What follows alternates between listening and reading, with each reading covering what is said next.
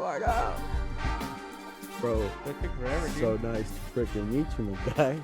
Yeah, I mean, I've been meaning to meet you, and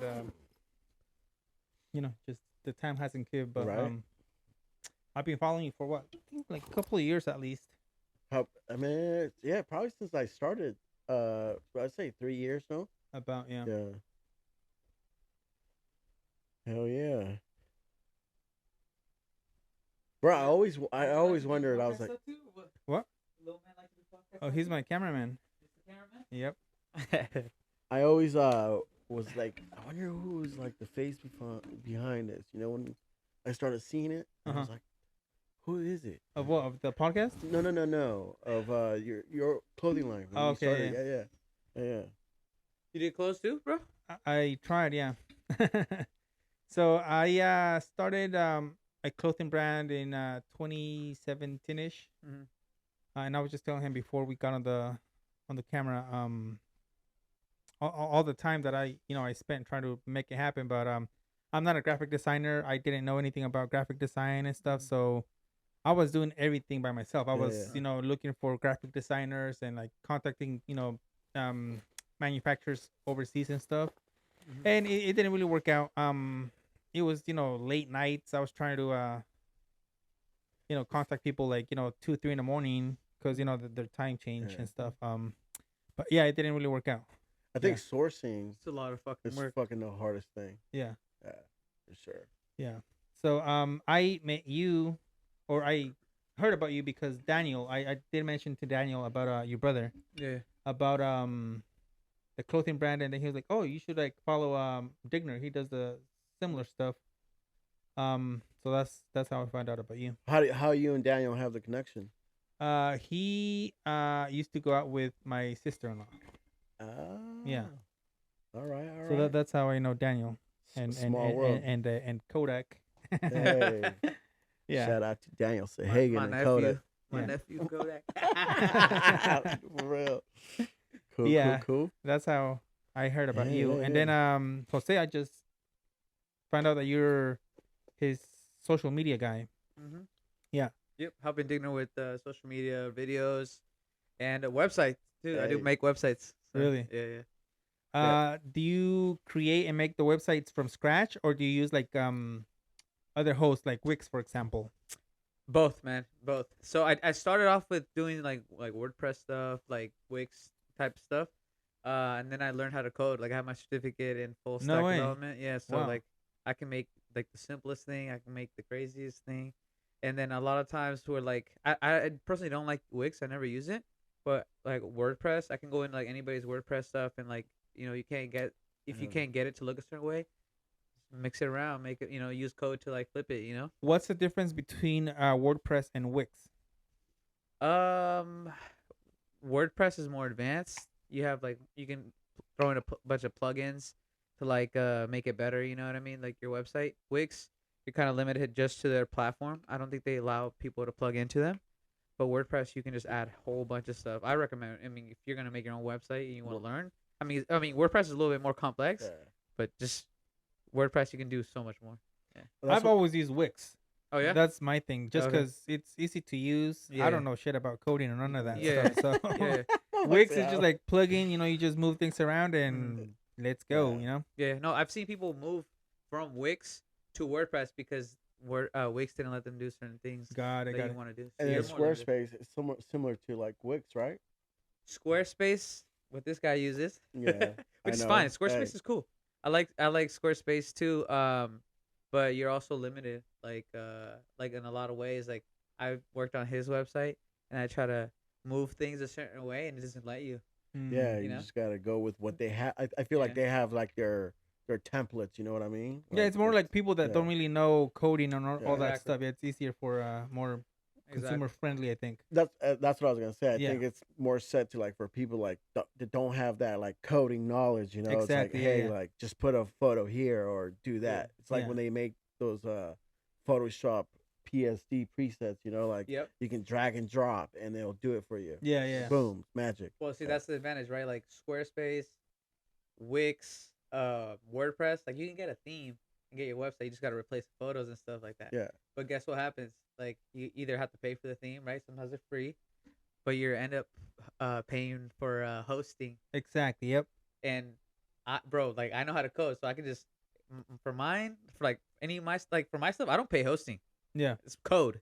Like, you know what I mean? The code tells, the box to look a certain way, to place a photo a certain way, to click, and I don't have to pay for hosting because I know how to code. Okay. I can it's just a static website. Boom. Yeah. Got yeah, it. Yeah, yeah. But you could like, let's say you could sell products there and stuff, or Yeah, you'd have to use it's a little bit more complex setup. Like if I wanted to sell, so I'd be using like APIs from like Shopify or Stripe. You know what I mean? And that's still a little bit more complex. It's taking me like a while to set that up. You know what I mean? Okay. Yeah. And so how do you do these as a job or yeah. So yeah, I'm building towards it. So you Okay. know what I mean? I want to do it full time. Mostly focus on websites, but I did whole bunch of videos before. Like I'm helping this guy with videos, but websites for sure. Give me 1 second. Where's that coming from? I think iTunes opened for some reason. Turn it up. Yeah, Right? right? For real. Let's go. I love this song. No, this is a good song. Yeah. We're good though, right? Awesome. Sorry about Was that, guys. Whose No, you're what song was that? The Enanitos. Oh, Yeah. Yeah. bro, Bomba No, that's Stereo. Hombres de Hey, right? Oh, is it? Hombres de Hey. Oh, Yeah. does it? Oh, okay. Yeah. Okay. That sounded Oh, like yeah, probably. Bomba Stereo to me, bro. No, it was Hombres de, I think. Oh, okay. Boba's- I know that song. Yeah. Yeah, so what were we talking about? When you do Like build a websites and website, stuff, how do you come up with the price? Like, how do you charge people? Like, is it by the hour, by what they need, by page? Because I tried to, so I use Wix, like I said, right? Mhm. And I started moving shit around, and it got a little complicated, and I kind of wanted to backtrack a little bit, or people to like somebody to fix my page, right? Mhm. And if you reach out to Wix, they'll they have people I think they're called freelancers Mhm. to kind of fix your website, but it's like $1,500 for I don't know if it's 2 or 3 pages, so you could have your homepage, your gallery, and then like another page called like about us or whatever.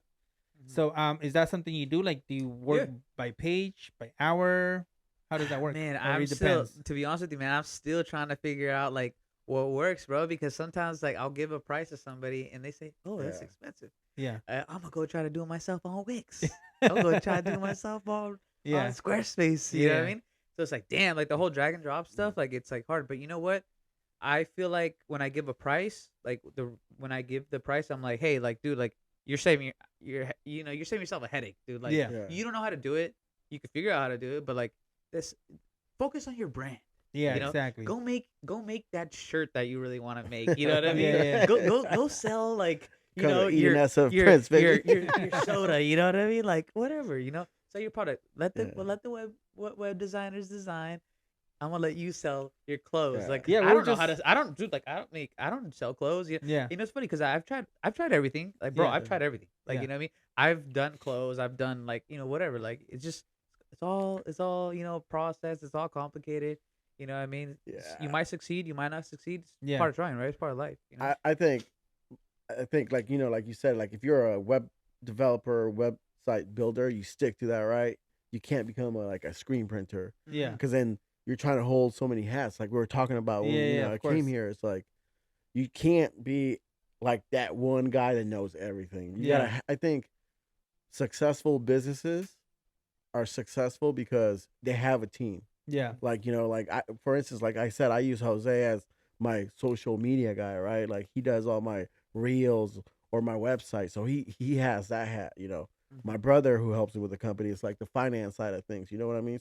So you got to have a team in order to be successful. Yeah. True. Yeah, you can't wear all those hats. Yeah, we were just talking about that before we went live and stuff. How he has his build his own team, and Mhm. everybody has their own job to do and stuff. Yeah. So Well- when you were starting building your team, did you get friends to help you, for example, Yeah. or did you have the funds right there and then to like start No. paying people and stuff? Well, I had friends like his brother helped me for, God, I say about what possibly 6 months. Mhm. Yeah, so friends will help me. Obviously, I'll pay for their time, but I didn't have like consistent payroll. Like I Yeah. do now. Like whoever comes in, I have a payroll. Yeah. Yeah. And I run. You clock in, you clock out. Yeah. So yeah, I had people help me. Like my brother-in-law used to help me. Like I remember when I first started. I mean, I started literally in my garage.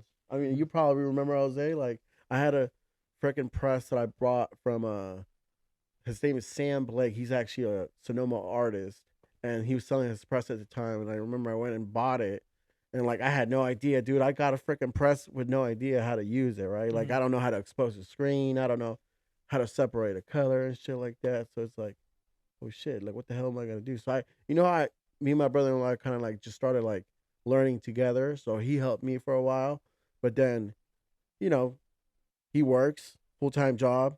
Like we said, you can't freaking run three different jobs at the same time, Yeah. dude. Yeah. Like your body kind of fries out and Yeah. You shit. could only do so much. Yeah. Yeah. So yeah, so he helped me, and then I told you the story about my brother. At the time I was doing everything like fuck finances, paying here, paying that, paying that, but just fuck your brain just starts losing it. So then I remember my brother was like, "Dude, I can help you." So that he became basically my VP. Okay. So now he handles that hat. He takes care of like, all right, what needs to get paid, or is it time to invest money, or could we buy this machine? Is it So he does all that stuff. So I think it's important to just have that solid ass team. If you don't Yeah. have a solid team, it's hard. Yeah. It's hard. So, did you have that team from the get go, or okay? Let's backtrack a little bit. What do you do? What are we talking about? And how did he start? Because we know what you do, but Yeah. people might not. So basically, I am a screen printer and embroiderer. Do anything from T-shirts. I screen print hoodies, hats. I custom make hats. I do vinyl design. I don't do any like rapping. So don't come to me for a rap because I don't know how to do it. Right. But yeah. So basically, just any like if you have a clothing brand, and you want to like print some designs, like you come to me. Yeah. You want to get a hat made, you come to me. Yeah. Yeah. So that's Yeah. what I do. And I started back in 20, 2020. I'll say is when I kind of started, Okay. trying to do it. And then 2021 is when I was like, yep, I'm doing it. Okay. Yeah. And prior to that, you said you worked at a construction company, right? Yes. Yeah. I managed a construction business for about 16 years. Okay. It's a family-owned business that I managed for 16 years, and then December was kind of my last limbo with them. Okay. Yeah. So and then right now, actually, as I told you, I'm also developing my own construction business. So I'm trying to set the blueprint for that, trying to study for my test, kind of basically licensing, getting all those documents in, getting all your ducks in the row, pretty Yeah. much, because you don't want to go and contract work without our license because Yeah. we know where that freaking Exactly, gets. of course, yeah. Yeah. Uncle Sam's gonna pull up on you. For real. Yeah. Right, yeah. Hey, he's not stopping. Yeah. Yeah. So, how was the process for you? From being in the construction business and trying to transition to being an entrepreneur, starting your own business, and started screen printing. Yeah. Yeah. Ask that again. Ask that again. Wait, I So, got lost. it's okay. How was the transition for you? Going from a construction business to starting your own business. I think the transition was really mellow, dude. I kind of had that idea, like since I've managed my uncle's business for so many years, like I already knew I already knew what it took to build a business. Okay. So I took that basically and I implemented to the screen printing business. Okay. And like that was, like I said, I would stay up late at night. I mean, 2 in the morning, 3 in the morning, I was working. I'll go home, shower quick, take like a power nap, be in Richmond by like 6:30 or 7 o'clock. You know what I mean? So Yeah. I knew like I had that idea. I knew what it takes to like build a business. Okay. And like I think, like I said, like having a team, being determined, I think is a big thing, and having that drive, right? Exactly. Yeah. I agree. Like with you. I don't think like it's the dream, the drive, and the determination. Those are the things for me. The 3Ds. That's what Okay. I call it. Got it. Okay. It's what drives me. Like I knew that I wanted to get it done, and here I am. I think year 3, and then I think I'm pretty well established, pretty well known.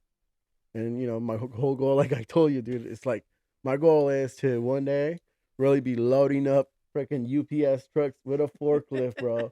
Listening to Let's go. Mac Dre. Love that. That's it. That's when you kind of know, like, all right, you did it. You know what I Yeah, mean? of course, yeah. But meantime, we're gonna continue to grow. Okay, Yeah, that's dope, yeah. dude. Yeah, Um, that's yeah. Like I mm, was telling you, I loved watching your videos because you could see your drive, your determination, your work ethic through the mhm. videos and stuff. You're always doing something and stuff. I think I mean, passionate. I Yeah, think exactly. if you have that passion, and I think like if you don't see it as like a job, Hmm. it's like, and you look forward to like waking up in the morning and go do it. Like Yeah. for me, for example, dude, like when somebody comes to me and like has a new shirt design, right? Like I'm anxious to like know what we're gonna do. Like where is it going? You know what I mean? Like, or how could we make it better? Like so it's that passion. It's like for you too, I think, bro. Like you could talk, you relate on this, like you building a website, right? Like you have that passion, like, oh shit, guess what? I'm gonna code this, that. Mhm. So it's like that passion. Yeah. Um. So with the website and stuff, is there other stuff that you do like digital marketing, for example, or is that just what you do at the moment? Well, like it's like kind of what we were talking about earlier. Like I'm at a point in my life, bro, where like I've done so much like reading and I've tried so many things and Like, what are you know, other things you've done or s- tried? oof, What haven't all you right, that's a tried? great question. What haven't I tried? That's a shorter list. Nah, just kidding. Hey. Uh, what have I tried? I mean, dude, like I feel like I've like just really understood who I am now Yeah. because I like, bro, like at age 12, bro, like age 12, I can bring way back, bro. At age 12, like I started messing around the computer, like nobody cared. My brothers didn't care about the computer, like, but I was in the computer. My parents brought home a computer, like, like what the hell did I do? I couldn't even connect to the internet, but I was playing Minesweeper. I'm like, okay, this is all I could do with this. You know what I mean? I didn't know anything. Go to school. All of a sudden, people are talking about, oh, we're talking on AIM. The girls talking Oh about shit, I AIM. remember AIM. I'm Yeah. like, bro, I gotta get on AIM, Yeah. bro. Nobody knew how to. I was like, yo, nobody knows how to connect to the internet in my family. Nobody, bro. Yeah. So I had to try it, bro. I just plug in the little what is it, the phone cable thing to the Yeah. to the What's it called? computer. Ethernet or Yeah, like a little Ethernet cable, Ethernet yeah, yeah. thing. Connect it to the computer. Connect it to all that. Boom. Dun, dun, dun, dun, you know that Yeah. sound? AOL, baby. Hey, bro, Exactly. I'm online, bro. Like I'm online. I'm communicating with people. Got the girls on there. You know what I Yeah. mean? But bro, that's like literally what I started. Like I don't want to like backtrack, but like that continued. That started my journey into like trying things, right? So like I'm trying to connect online, right? Like my parents, bro, they started their business with the credit cards. They had to accept credit card payments. I don't know if you guys remember. Do you guys know what they had to do back Yeah, then? yeah. You had to like freaking scan it. Carbon copy Carbon, it, Yeah. yeah, carbon. bro. There you go. Yeah, yeah. Like I seen that. My parents like, could do this for me. Boom, boom, boom. All of a sudden the POS systems, they didn't know how to use a computer, bro. Yeah. Now they're ordering on the touch screen, like the servers, boom, boom. So I'm over there watching them, helping them. I get it naturally. They don't. They're like, what the heck, boom, right? Yeah. But then, bro, like I started recording music at age 12. That's what I'm saying. So once I was online, I learned about open source software, which to me meant free, right? At the end of the day, open source Yeah. software, anybody can work on it, but it's free. So guess what? Now I started recording music, bro. I got a little microphone from Radio Shack, recording with the beat playing, that I downloaded from What Kazaa happened to legally. Radio Shack? Dude, Out of right? Just business. flashback Out of- memories right now. Yeah. Exactly. You don't have Amazon, bro. Amazon. Yeah. Yeah. Amazon put them out, bro. I know that, yeah. Hey, Circuit City. Who remembers Circuit Dude, City? I remember Oh Circuit my City, god, yeah. bro. I used to Canal, bro. Yeah. go into their freaking like little media room, bro. Just blast Yeah, freaking yeah. music, dude. I remember Second City, yeah. Yeah, Sorry, I I meant to love cut you off. No, So, bro, it's all good. It's all good, man. But yeah, I'll go a little bit quicker. Because we I got did time. I did music, bro. Like I recorded music, bro, and bro, I was burning CDs for people. I was burning CDs like with my music. I was illegally downloading, Eminem albums and LimeWire or selling them. what? LimeWire, Kazaa before that, bro. And I would make playlists for girls. You know what I mean? burning on the CDs. But bro, I would charge $5, bro. Like always a little grinding, Yeah, like of grinding, course. a little Yeah. grinding, selling CDs for $5, bro. Like burning the new Eminem album that I bought for $10. Sell a couple of them. I would go to Big Lots, buy the disc, burn them, bro. Like making a little bit of side money, like in middle school, Yeah, That's yeah. crazy. right? Smart. And then I got to the point, I got some music. I want to make a music video. How do I make a music video? Like, nobody around me knows how to make a music video. Yeah. Boom, bro. I get a camera and Windows Movie Maker. I start like popping shit in there, editing my stuff. But actually, with the whole music thing, I was doing jackass videos, bro. Jackass videos. You could ask Andrew and Daniel about this, bro. Like, I was making jackass videos with my middle school friends, bro. And that's how I learned how to edit.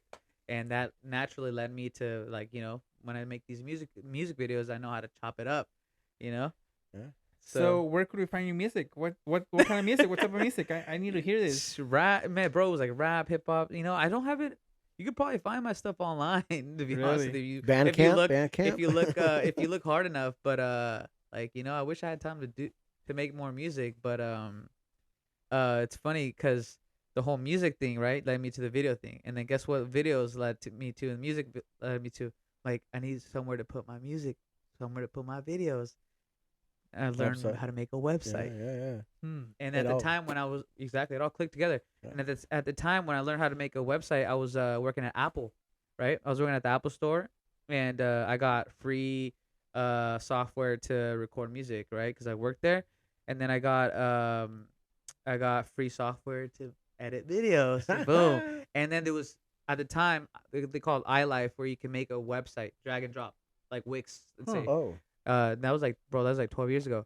But it was super basic, bro. Super basic. You still couldn't it was just to make the website, and then I had to learn how to host it somewhere, which is very complicated. 12 years ago, it was very complicated, Yeah, But bro, that just led me into like what can I do? Like, yeah. So I know, think it's always been there with you. Like it was I'm just telling you just didn't know or didn't find that niche. Like, all right, this is what I this is what I want to do. yeah. Because I can relate in something similar to what Jose, because I used to play with graphic design. I used to go like on a Adobe Market and like buy like these pre-made vectors like we're talking about, Okay. Mhm. and then just start modifying shit around and something about the clothing brand. Like I always, you probably remember, Yeah. right? Like Yeah. I played around with like a few clothing brands, try to develop them at the time. I'll go into a flash drive that I had, when I was in. We can say bad words in here, right? Yeah. Yeah. I think I was a sophomore. No, actually freshman in high school. So I was already playing with graphics. So it was always like following me. And then my mom always told me like when I was a kid, like I always used to like draw, So it's like art was like my thing. Okay. So then when I found out, like shit, I'm gonna start printing T-shirts. Like I knew it. Like that's where it came from. Like Okay. it was art was, it was in me. It was in me. You know Got what I it, mean? got it, got Yeah. So I think like once you find that niche, it's like, all right, this is what you're gonna do. It's like for you, Jose, like right, your website. Like that's what I want to do. I want to do this. I want to maintain it. I want to make videos. Mhm. So you want to do like that social media group. You know what I mean? Yeah. Yeah. That's my focus. Like, eventually, I'm telling you, I wish I would have bro, like if I would have just been coding since like 12 years ago, Yeah. like just focused on that. I think I would have been. I mean, obviously I would know more, right? Yeah, But of course. it's all a journey. But I wish instead of like dabbling around so much, but maybe that's how I got here. But I wish I would just focus, laser, just like blinds on, just focus, just go Yeah. all the way, bro. Like 200 miles an hour. You know what I mean? Yeah. All gas, no brakes, baby. That's it. Hey, That's what I'm it's saying. really true, bro. Like I Yeah. mean, I think the more passion you put into it, like the more you're gonna learn. Exactly, yeah. It's like you always want to figure something out. Like I'm sure with coding for you, it's like there's different codes out there that you want to learn, right?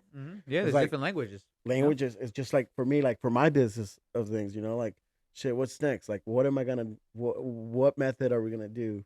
Are we gonna stimulate it? Are we gonna CMYK?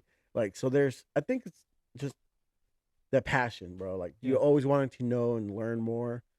And like I said, like wanting to be successful, right? You just gotta 24/7, bro. Like, Yeah. I think that's one of the main things. Like, don't half-ass it. Yeah. Go 100%. Yeah. Because Bro, like, I mean, cut you off, but like it's how do you help people? I feel like now that I'm older, I figured like how do I help people? Like, bro, the best way that you're helping people right now is putting their brands on their clothes. You Right. know what I Yeah. mean? And I feel like that's how I best help people right now. How do I get you online? Like, how do I get Eden SF like online on the website with Right. the best way possible and present it? Like that's how I get to help people today. You know what I mean? Like I feel like anything else before, like I wasn't like, it was kind of helping. And even with videos, like right now, people still reach out to me, right? Right. I help you. Yeah. I was like, bro, I'm helping you make a visual presentation of your business. You know Right. what I mean? Right. Yeah. And like, you know what? I'm curious for you, bro. Like right now, we're sitting in front of these microphones. Like, how did you get here? Okay. Yeah. I'm kind of like the same way. I've always been curious on learning stuff, Mhm. and like we were talking earlier, my mind's always thinking on what to do next, on how to succeed or whatever, Mhm. So how I got to the podcast is I started a candle business, and I had a warehouse where I would make my candles.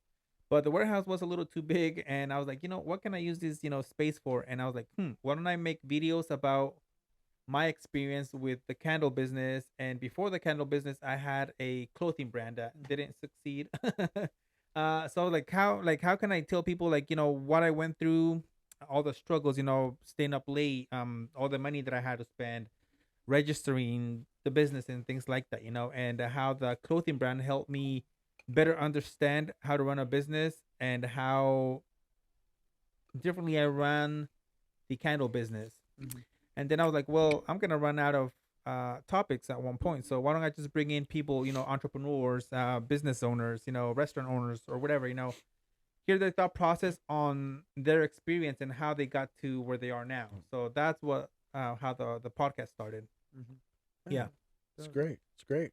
Yeah. And you're passionate about it. I can tell. I love it. I'm always eager to sit down with people, and I always say this like this is gonna be a great episode because some way somehow every episode, this is gonna be my 17th episode, and it it kind of relates to what I'm doing at the moment and stuff. So it's been fun so far. I enjoy it so much. I have my son helping with the cameras now. My brother used to do that, but he had to go to Sacramento for school. Oh, okay. Yeah, so that's what's up with the you're Thought you're Process building your podcast. team. You're Yeah, building your team, exactly. bro. Yeah, That's it. Yeah. Yeah. Yeah. yeah, and how you were talking about having a team behind is very important. That's something that I cannot afford at the moment with the candles. But eventually, like, cause like we were talking, I wear all these hats all the time, so that's something that I do want to work on eventually, like expanding. And if it does work Yeah. out, then I'll start, Yeah, reaching out for making my own team and stuff. yeah, it's having that blueprint, bro. Yeah. Like like I was telling you earlier, is just you got to build that blueprint. It's a very important, right? To Yeah. like say, okay, this is what I want. This is how many people I want. You know, this is what I'm gonna do to get there, right? Yeah. And a lot of it's money, dude. Like, unfortunately, it's money. Yeah. Like, money talks, bro. Yeah. Like, That's what it really comes down to, that like how you're structured with the money, Yeah. like if you have the funds to like, invest in whatever business you're doing, then that's an extra a step forward that you already have. But if you don't have that, then it'll be a little bit more Yeah. more Well, I think, complicated. working for the construction business, back to it again, it's like I think I learned all that from just managing my uncle's business. Like, Mhm. I saw that money would come in, but at the same time, it's like you gotta invest money, right? Mhm.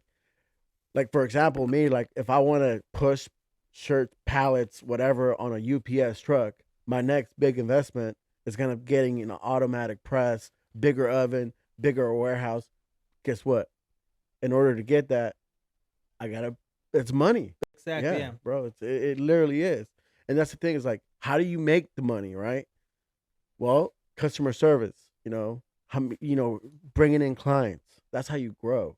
I Yeah. mean, a lot of people think us as business owners, and I feel like this. A lot of people kind of like finesse, not finesse, but like they think like, oh yeah, this guy got a business. Like, this guy's got money, but literally in the back end, they're not seeing what you're going All the through. struggles. Yeah. Yeah. You're the Dude, last that gets paid. You're the like money is like yeah. the least of your concerns. It's like, that's why it's not 24/7, man. It's Yeah. 25 Yeah. You know, it's like more hour. You're putting hours left and right, left and Exactly. Yeah. right. You know what I mean?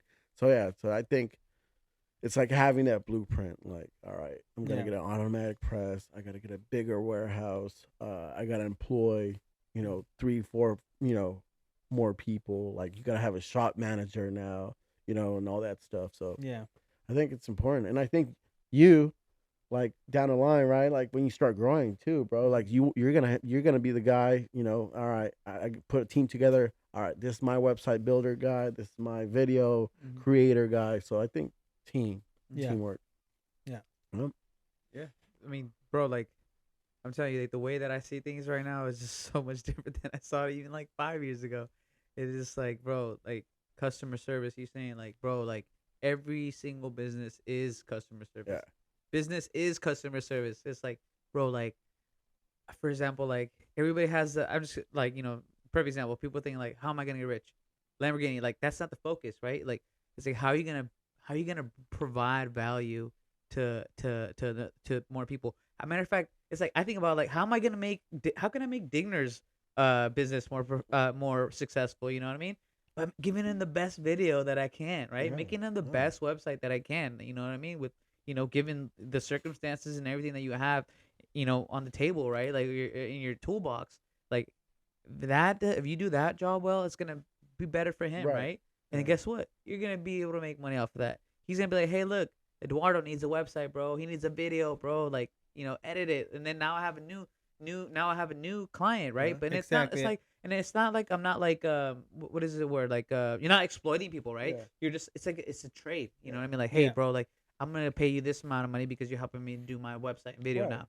Now, hey, Eduardo's like, now he's got his cuñada or something like that. Your cuñado, hey, bro, like, I got my taco business, the Chino guys. Yeah. I Yeah. don't know nothing about the Chino guys, but like, hey, y'all need a website. Yeah. I think it's that repetitive building that repetitive clientele, you know, Yeah. and customer service, like Jose said, you know. I think that's like a number one like thing, bro. Like, Exactly. for Yeah. example, like if I'm at work, right, and people come in and like I'm grumpy and I'm not happy to be there, how do you think they're gonna look at me? They're gonna be like, do I really want this guy to print my shirt? Or do I want the guy that's fucking excited back there? Like, hey, let's help you out. Like, what's next? Like, Exactly. you Yeah. know, like if they see like that. All right, this guy's eager to work on my project. You know, Yeah. they're gonna come to you Yeah. because if they come into somebody that's just like, how can I help you today?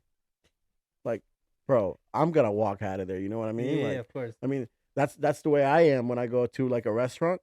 Like, if I don't see the customer service that I want, I'm out.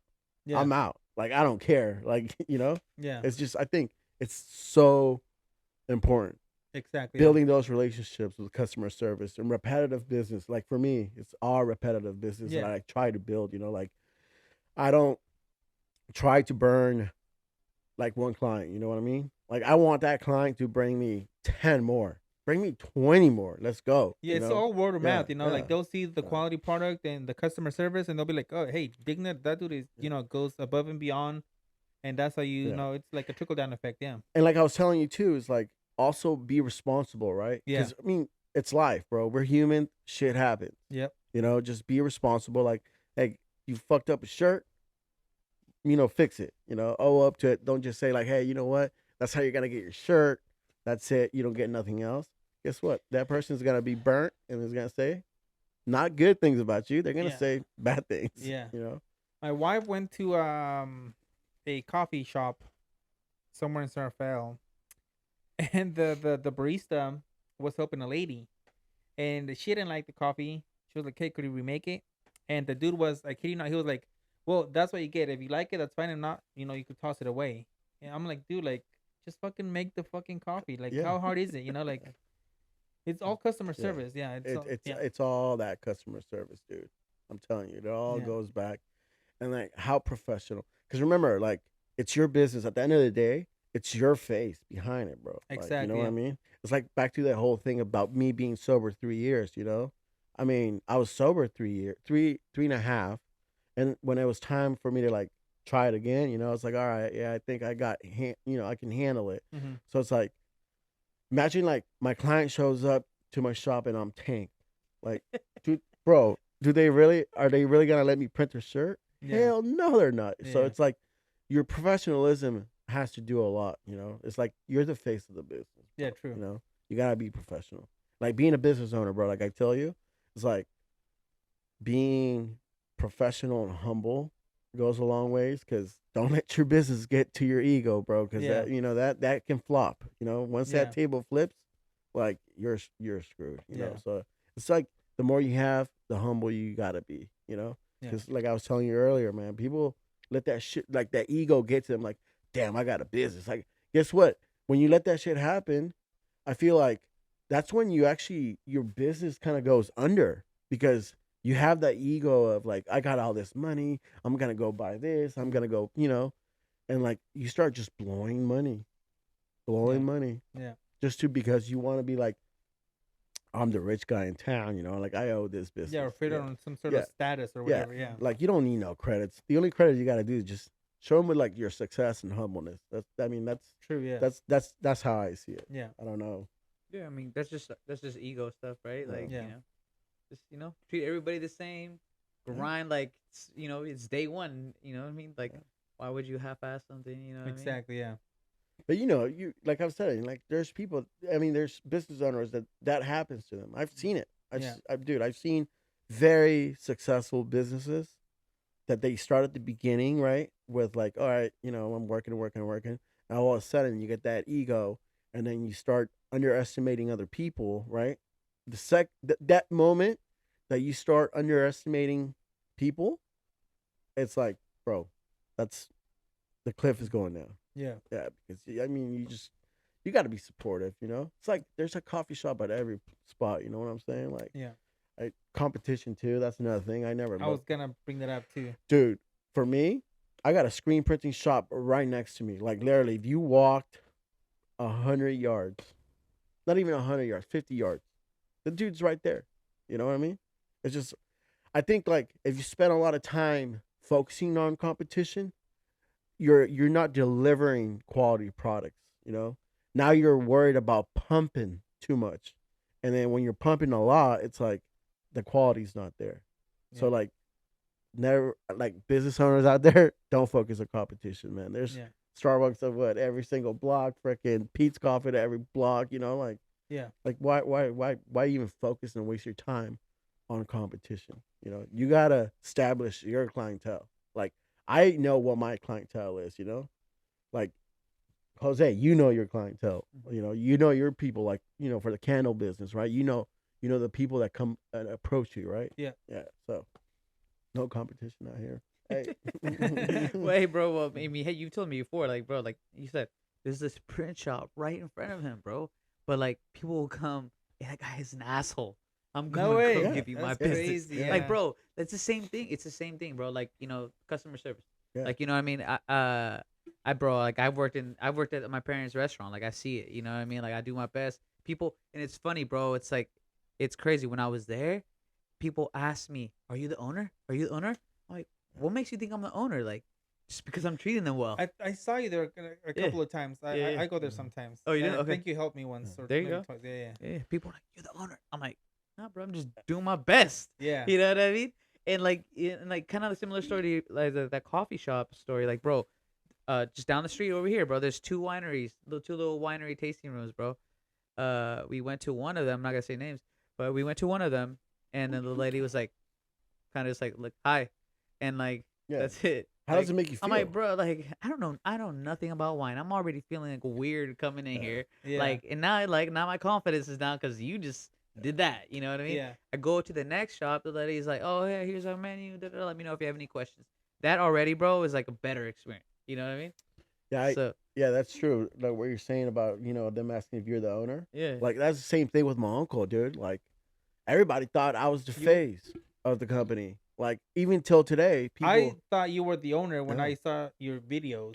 It's because that passion that I carried. Like or like if I get when he gave me that hat saying, "Hey, you're gonna manage my business," it's like I gotta show this. Like you said, I gotta prove that I can handle that hat. Or that I can actually take control of this hat. Yeah. So I would go out of my way to like learn new things, how to bid a job, like how to make how to speed up a job, how can we pump a lot of concrete work, so like it's people would always think like, oh yeah, Digner's the owner. It's like, no, I was just the face of it. You know what I'm Yeah, saying? Yeah. So I'm the owner of Eden this of Prince. yeah, But now it's because I'm more dedicated to it, right? yeah, yeah. Yeah, yeah. So So why did you name it Eden? Eden. So Eden is actually my hometown, in Guatemala, El Eden. Okay. Yeah, yeah. So that's where I came from, and Garden of Eden. Eden means passion, and so it's very it's a strong name, Yeah, and because I was it's either Garden of Eden or he's from back in then yeah, Guatemala. yeah, Then yeah, yeah, yeah, yeah. That's where the name came from. cool. Yeah, yeah, yeah. And the SF, I think the SF I kind of implemented like the SF there because it's like when you come from Guatemala, right? Hey, ¿dónde vas a ir? A San Francisco, like San Francisco everybody knows like Yeah, San it's the Francisco. city. Yeah, So the city of San Francisco. So I was just like, you know what, Eden SF, and that's also too when I was gonna, start my own clothing brand. Eden SF. Like, all right, that brand is from San Francisco. You know what I hmm. mean, So clothing brand, you don't. dude? I stopped. I completely stopped. Like Why? the reason why is like I started printing for other people, so I had no time to like kind of developing my own brand. You know what I mean? And plus, like I said, like I think to develop a successful brand, you got to build a team. So Yeah, building a brand actually, it's not just about putting an image on a shirt. It goes long ways. Like making your custom patterns. yeah, Like cut and sew. Sourcing out like is it gonna be a nylon? Is it gonna be a denim? Is it gonna be washed pigment? It's all that comes yeah. into play. So you got to know all that stuff. So I was like, you know what? I'm not gonna do that no more. I'm just gonna print for people, and that's what that's my bread and butter. It's like I look forward to working with like the next client. Like Yeah. if you told me, hey, bro, I'm gonna introduce you to Los Chinos, I want to print that. I want to put that on a hat. I want to put that on a shirt. I want to put it on a jacket. Let's Mm-hmm. go. Yeah. Yeah, yeah. So yes, Okay. sir. And were you raised in Eden, like in Guatemala, or were you raised here? Well, I came here actually when I was 7 years old. Okay. So till the age of 7, yes, I was in the Netherlands, Okay. and then I came here, and that's when I met my mom and my dad. I met my mom and my dad at 7, I think, yeah, 1997. Oh shit. That's when I came here, dude. I remember doing that whole journey, baby. It was woo. It was crazy. It was crazy. Why? I still remember when we crossed the border. I was put. I don't know if it was a Honda or a little Toyota Corolla, but I remember I got put in the back, but where the wheel goes.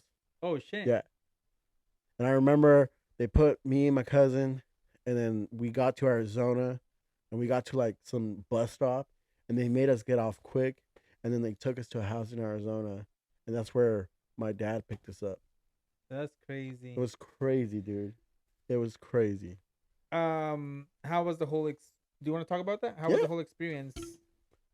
like You coming coming? over Yeah, here. I mean, yeah, you just talked about basically crossing the border. Yeah, dude. Before that, how was that? When you left Guatemala, how was that? Like, Dude. So basically, I remember I was I was home where I lived with an uncle, and I think we were having dinner, and my dad had called my uncle, said like, "Oh, me voy a traer a mi hijo," like I'm gonna bring my son over, and I remember my uncle telling me like, "Hey, like your dad wants to take you." And like, oh, we have to take you to the capital. So the very next day, they took me to Guatemala City, and then there they left me with my madrina. But dude, I was so close. If they would have bought me that soccer ball, I would have never came to the United States, bro. Like all I wanted, bro, was like buy me the soccer ball and I won't leave. And like they didn't buy me the soccer ball, so hey, I'm here. You know? did they purposely not buy the soccer ball because they knew you were gonna, Yeah, or they just didn't yeah, want they to? they did it because they knew that I had to come. You know what I'm saying? But like that was my Holy thing. Like I shit! remember like si me compras esta pelota no me voy. Like and I kept saying Like that. you Like had the option yeah, to. yeah, right. And then we got put on the bus from Guatemala City, and then that's when they took us to Chiapas, dude. I On a bus? like yeah. So they took us on a bus, and then we got to Chiapas. I think that's yeah. It was. Mexico? I mean, yeah. Mexico. Okay. I mean, I was 7 at the time, dude. So I mean, I kind of remember like the whole like journey, and I remember like when we got there, we had to like we got put onto these like balances, right? Where like like you sit and like they have like this long ass stick, and they cross over the river, and like I got to the other side, and then I remember we stayed like at a freaking hotel, and like they fed us like some nasty food, dude, nasty food, Oh god. and then from there we went to oh yeah, this is the guy Don Güero. This guy was like the guy who like everybody went to when they were coming from like Oh, Nicaragua. okay, okay, okay. It was like that house like that everybody would be at, right? Yeah. And I remember that we got to the Onguero, dude, and like when I opened the door, like I mean, I'm a little kid. I'm 7 years old, dude. Like, and I see all these people laying and sleeping there, and I'm like, holy shit, What's like going on? what's Yeah. going on here, Mm. And I remember that guy had like mango trees, dude, and like I was a kid that was hungry, dude. Like I wanted my freaking mango, and like I would go and climb the mango tree. By the time I was coming down, like there was a lady that down there, like, and she would pull my ear because she would be pissed because they didn't want to make noise. So obviously, for like Okay, yeah, the government yeah, and yeah. whatsoever. Here. So like, but I was fucking hungry. I wanted a mango, bro. Like, and then we were there for like almost a week. We didn't leave that place, and then I met my uncle, met me there, and then I saw my uncle for like 2 days, and then he took off, and then I stayed with this lady. I'm sorry, was it the same uncle in Guatemala or another No, uncle? another uncle that Okay, was okay. basically making that journey Oh, okay, I to see. come over, Got but it. like that's that that was like the little port point.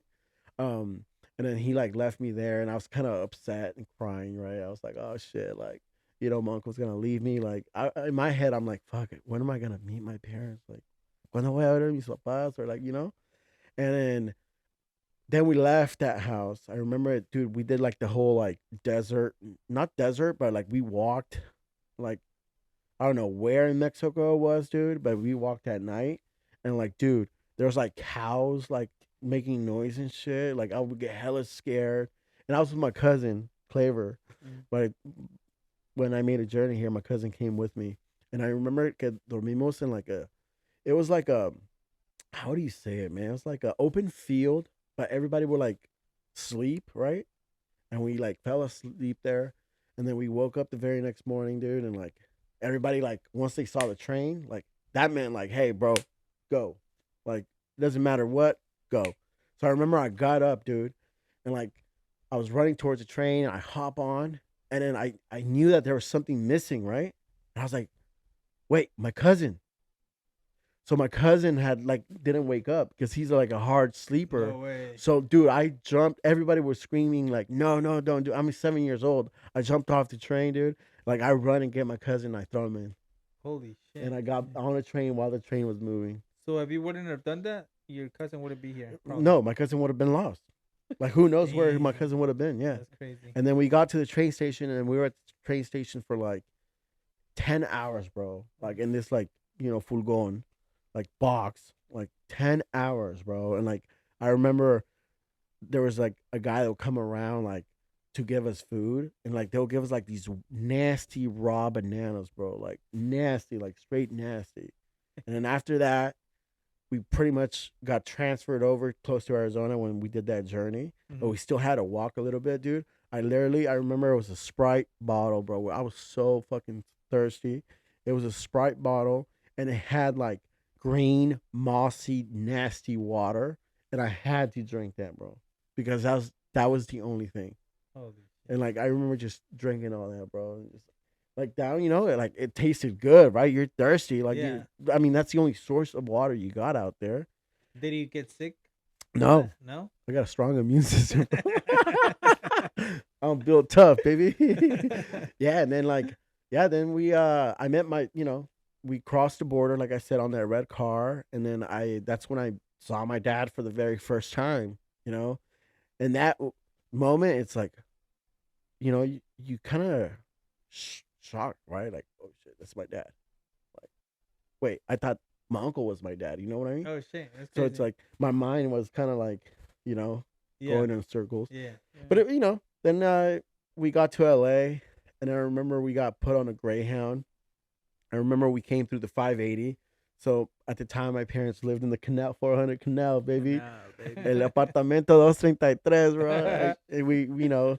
I remember going through like the Richmond Bridge. Oh, I shit. hella remember that, dude. No way. Yeah. And I remember we pulled up and like I saw my mom, and my mom was really happy. At the time, they used to live in the apartamento. No, 235. It was my uncle who owns the Rivas Concrete. So they all used to kind of live together, Oh, I see. Okay. So it's like we were all excited, It's like, oh shit, my kids are finally here. And then that's when I started, going to school. I went to Bahia Vista, went to Davidson, went to high school. I went a year to Centerville High, and then got kicked out for being a good boy. And then I ended up going to Richmond High for 2.5 years. Oh shit. And then that's kind of where, I started being my life kind of started swapping around, getting into trouble. Nobody's perfect. Yeah. And then I remember my dad said, I got to get this guy out of here. They're going to kill this guy. Like, seriously, that was my dad's thing. They're going to kill this guy. So my parents bought a house on Piper. You went to the house, remember? By Lucerne. Plug the camcorders. Sorry. Plug the camcorders before they die. Thanks. And yeah, my parents bought a house on Piper, and like they brought me back to Novato. And then I went to Novato High School. Okay. And then I didn't know this, honestly. Like, I really wanted to graduate from Novato High because I was like, fuck, I'm ready to change my life around. Like let's go, And then, dude, I get called into the office. You're short 10 credits. So I had to go to Madrone. Oh, no, it was Marin Oaks. Yeah. Yeah, so I graduated from Marin Oaks. I was pretty upset, bro. I was like, bro, I wanted to graduate from Novato High. Yeah, of course, yeah. But then and they couldn't like work with you. They couldn't, Too late? unfortunately, because it was just my math credits were like not good. So yeah. And what year did you graduate? 2007. Okay. 2007. Yeah, and then I went to 2 years of college, College of Marin. I wanted to become a badass cop, but that didn't work out. So then, once I was done with those 2 years of college, that's when I was working as. Remember I told you I worked for Barbier Security. Okay. Shout out to Barbier Security, baby. I was at the liquor store, and how did he meet Barbier? Just you applied, or he was still you guys really want to know the truth? Was he still the probation officer? He was a probation officer, and that's why I got kicked out of freaking Centerville, shit. because I was a little. And I remember he searched me. I'm all grown up. He hired me at the end of the day, bro. So hey. Hey, but full circle though. Yeah. Full circle though. Didn't you print some stuff for him? Well, that's why we were talking about it. That's why I say you always want to leave on a clean slate. Because, Yeah. That's one of my large accounts. Like I do stuff for them. So it's like. Yeah.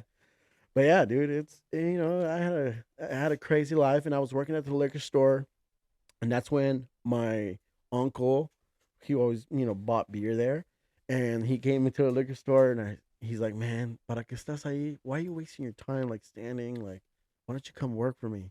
But my whole thing was like, I wanted to go into like that whole like law enforcement thing.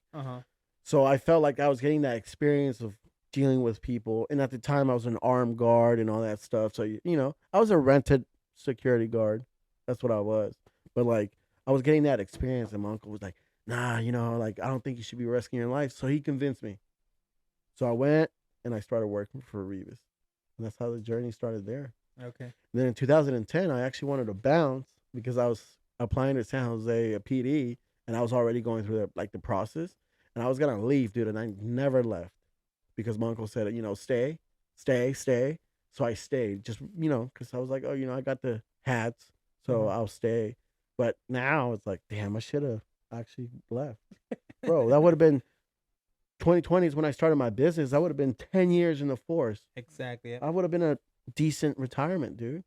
Yeah. With benefits. Yeah. And that kind of killed his dream there. And that's how I started in 2020, man.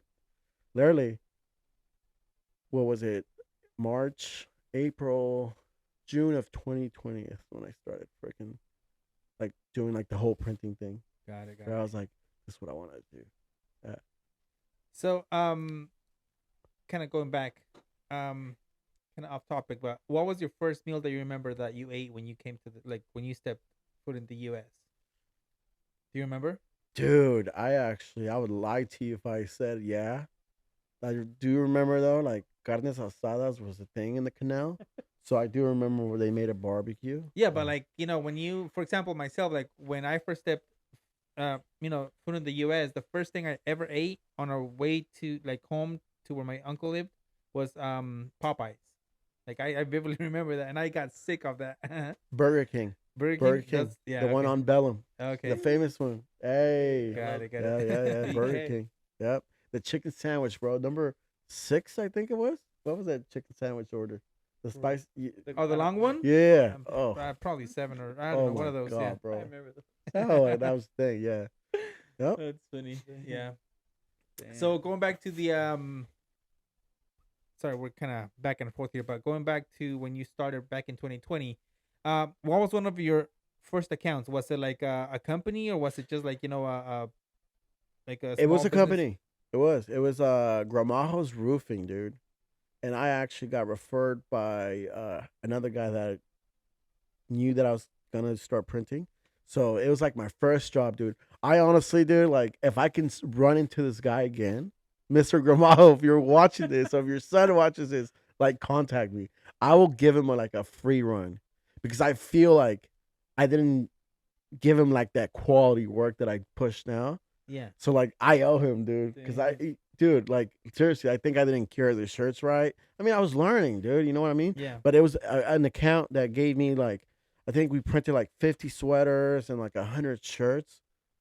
But when I turned in that project, I still remember I turned it in with like that. You know when you do like your first job, I guess, like super nervous, like you know, and the guy never hit me up again, and I know why. You know what I mean? I felt like there were some mess ups, but I just didn't know like Yeah. how to like. All right, how do I do this? You know what One I of mean? the first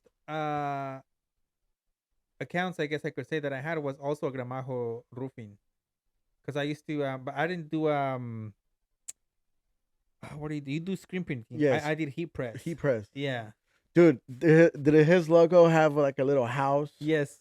And Dude. I made that fucking. Well, I mean, I don't think it's the same one, but I made his logo. Like it's two houses. Yes, yes, yes, Yes. yes, yes. Yeah. So hey, maybe it's the same guy. A little short dude from Guatemala, I don't remember. lives in He Santa had Rosa. a black truck. Bro, No that's way. him, bro. That's him, bro. That's crazy. That's him, He came bro. up to back to me, but I was like, I'm sorry, I'm not doing this anymore. So he like looked for somebody else. That's when he found Diggs. I don't know if it's Bro, the same guy though. It dude. is. If it's a black truck Dodge. I don't remember. I just remember a black truck, dude. Hey, if he's watching, please come to me. Oh, that's crazy. I Yeah. think I have his phone number. I still have that logo because I save everything I do. Yeah, that's funny. crazy. Imagine yeah. it's the same guy, dude. I'm sure it is, man. I'm sure it is. I mean, it sounds like it. But yeah, dude, like, so it's like, I learned, I Yeah. did research. Like I said, you just, the more time you implement to your business of learning new strategies, so I learned like the actual curing temperature, like low cure ink. So boom, what boom. got you into doing this? Like what like Bro, I what- wanted to print my own clothing brand. Like that's what I wanted to do. did you start with screen printing from the get go, or did you try other? So no, I tried that vinyl, but dude, I'm one of those guys. I was like, hey, you know what? Vinyl's not freaking cut in there. Like that shit's gonna peel off. Well, not that I'm talking bad about vinyl, right? Because vinyl, it's made for a reason, and that's to use on on polyester fabric. I think vinyl is kind of like the go-to. Yeah. And like I would do the vinyl stuff on like cotton shit, and like it didn't look right. So I was like, dude, I remember telling myself this, there's gotta be a fucking way to like make this quality product. Yeah. And like I remember, dude, I stayed up on YouTube one night, dude, just watching videos like of people like, screen printing, or like screen printer for beginners, like God bless tutorials. YouTube, because that's where you could find a lot Yeah. of fucking videos. Dude, that's where I learned how to screen print, bro. Yeah. Like obviously, you know, it's like a video is a video, right? When they're doing it on a tutorial for like YouTube, you know, we know video edit goes into it. You know, they don't show you that whole actual process. Exactly. Yeah. So in my head, dude, I remember when I first started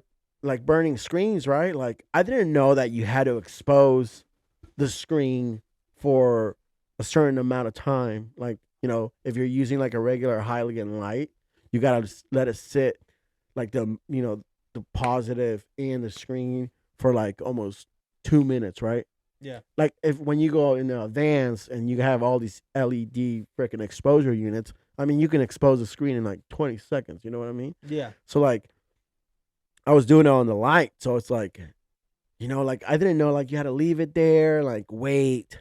Okay, so like after that was done, like what do you do next? You know, like shit, take it to. I thought it was just like, oh yeah, like put water and it's gonna wash off. You know what I mean? No shit, bro. You put it on the dip tank, you know, and like you let it sit there for like 30, 40 seconds. You let that emulsion kind of get like loose, and then you take it out, and then you power wash it. You know. But I was just watching like the videos are going fast, so I was just doing trial and error, dude. It was Yeah. like it was all trial and error, and I was printing my films on a little inkjet printer, so it was not like the crisp film that you want to get to expose, you know. So it's like, you know, it's just like learning. I remember I had a freaking cooler that was my dip tank, bro. I fucked No up way. Nelson's cooler, bro. I remember I seen that. Yeah. Yeah, it was. That's where I would like do all that stuff, you know, and then time came around where it's like, all right, there's a shirt, it's printed, how to cure it, you know, like the ink, you know, it's plastisol ink, so you gotta put it under an oven, right? I didn't have an oven, bro. Freaking, I had one of those freaking heat guns. That's how I used to cure my shirts with a heat gun, bro. Just, and I was like, you know what, dude? Like, I have to learn this. Like, if I want to do this, like, I have to get the right tools. I got on, searched Facebook Market, and I bought myself a little heater. It's a flash dryer. So I started drying my shit with a flash. You know, and then like time went around and like started learning more, getting better. I was like, all right, well now I gotta get an actual oven, bro. And that's when I started like doing more research. Like, what is it gonna take me to get this? What obviously at the time when I started, bro, like don't get me wrong, like I had some money saved up. That's how I bought my first embroidery machine. But when it came to buy my press, like I really went and I told my dad, I said, hey man, like I need your help. Like I really need your help. Like this is what I want to do. Like let me borrow some money. And that's how I bought my first actual press, which I love. It's a Riley Hopkins 300. It's a 6-color 4 station, bro. It's like bullet right there. You know, it works perfect. And then I bought my heater, freaking nice flash. So now it's up to par. You know what I mean? I just started learning, bro. Just learning, like just How much money? I don't know if you want to say this, but about how much money did you need to like start a legit, business? Like the equipment you had and stuff.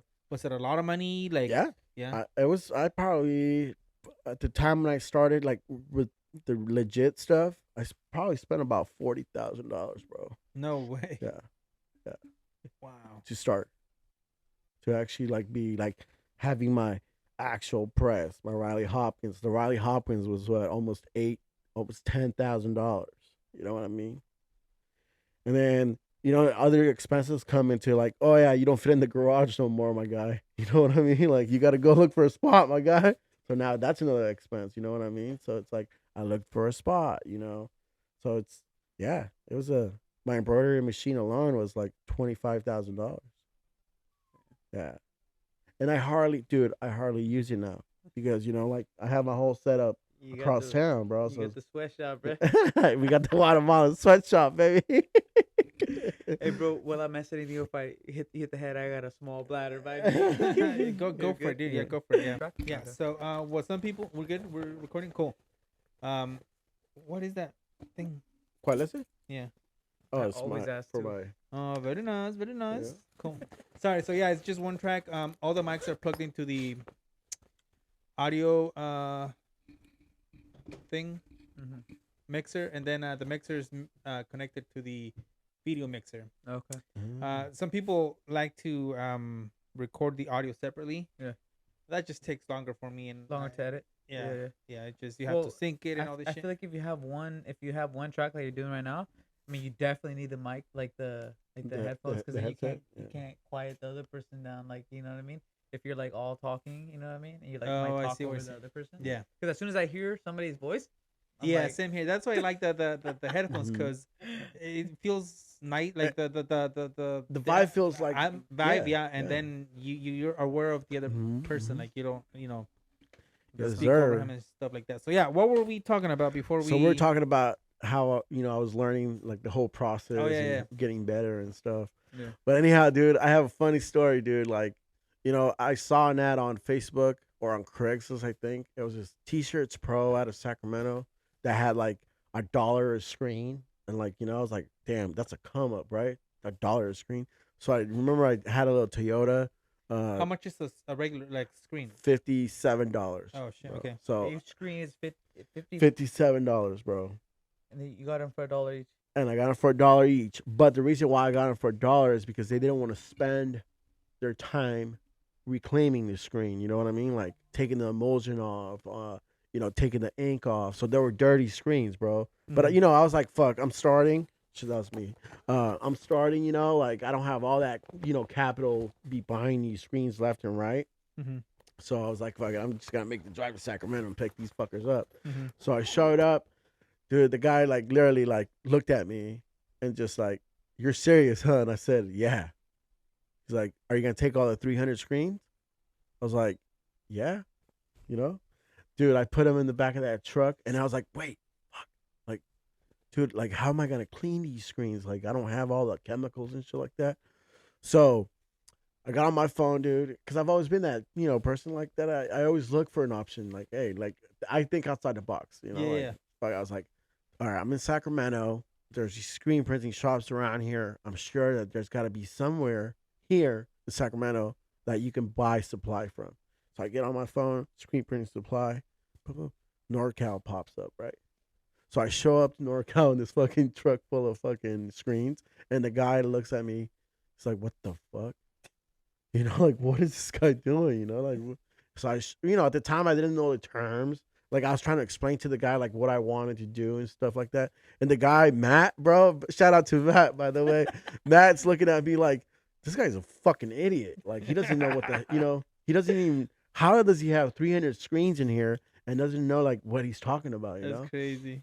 So I said, hey man, I need these chemicals and blah, blah, blah. He sold me the chemicals and like, then I freaking came home, dude, and I spent almost a week in my backyard, bro, washing these screens, like reclaiming them, because it's a process. You know what I mean? You gotta put them in the dip tank where you got your emulsion. No, first you gotta remove all the ink. For the people that are listening, what's a screen? A screen is what you use where you basically burn the image. So you print a film positive from the computer, you print it, it's black ink, and then your screen is basically your mesh, that kind of where you put, when your image, and that's where your ink kind of goes through. It's like mesh. Every screen has a different mesh count.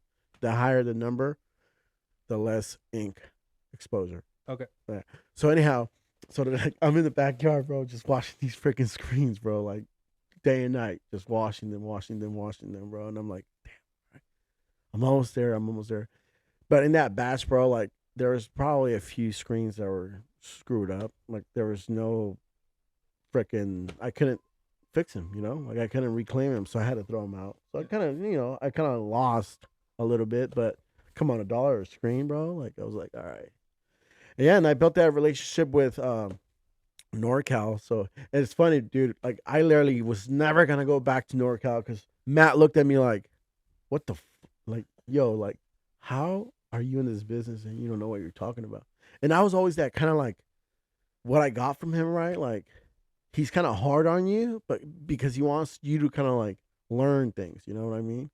Dude, and now they became like my best friend. Like, I buy all my inks from NorCal, bro. Like, I buy my screens from NorCal. Like, I run into an issue, it's like, that's my go-to source, like, hey, Matt, and they know me, bro. Like when I call up, they're like, "Oh, Have you talked about this with him, like the whole experience oh from yeah, like yeah? he knows, and Okay, good. he laughs, dude. It's like because it's like I always felt like, damn, this guy's a fucking asshole, you know, like he doesn't want to help me out, you know, but it's the way it's his persona, you know, that's how he is. He's just serious, but he wants you to learn, you know what I mean?